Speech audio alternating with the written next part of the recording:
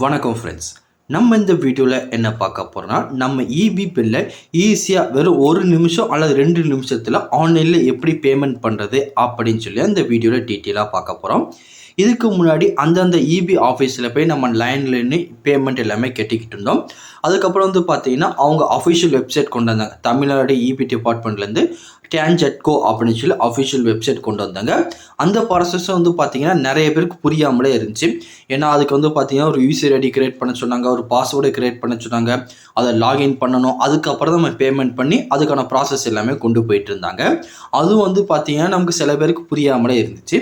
அதுக்கப்புறம் இந்த Google Pay, PhonePe, Paytm சொல்லி இது மூலியமாக பேமெண்ட் பண்ணுறது கொண்டு வந்தாங்க. ஆனால் இதுலேயும் நிறைய விதமான பிரச்சனைகள் இருக்குது. நம்ம பேமெண்ட் 2 அல்லது 3 நாள் கழிச்சு சில நேரம் நமக்கு ரீஃபண்ட் ஆயிடுது. அதனால நம்ம ஃபைனோட அடுத்து பேமெண்ட் பண்ணுற மாதிரி இருக்குது. இதுலேயும் பார்த்தீங்கன்னா சின்ன சின்ன பிரச்சனைகள் எல்லாமே இருந்துக்கிட்டே தான் இருந்துச்சு.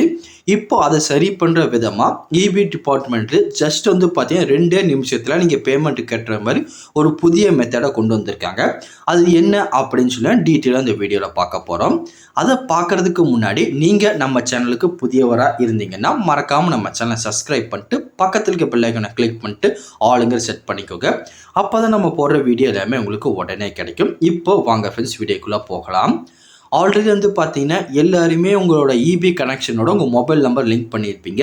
ஒன்ஸ் அவங்க ரீடிங் எடுத்துகிட்டு போனதுக்கப்புறம் அந்த பேமெண்ட் பார்த்தீங்கன்னா உங்களுக்கு எஸ்எம்எஸ் மூலியமாக தெரிவிச்சிருவாங்க.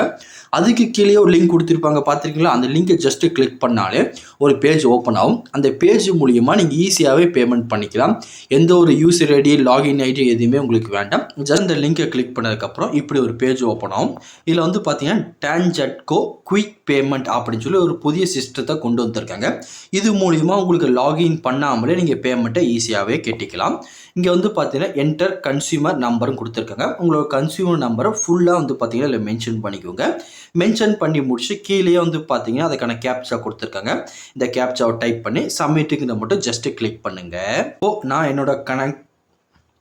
இப்போ நான் என்னோட கன்சியூமர் நம்பரை கொடுத்துட்டேன். கேப்சாவும் டைப் பண்ணி ஜஸ்ட் சப்மிட்டுங்கிறத கிளிக் பண்ணுறேன்.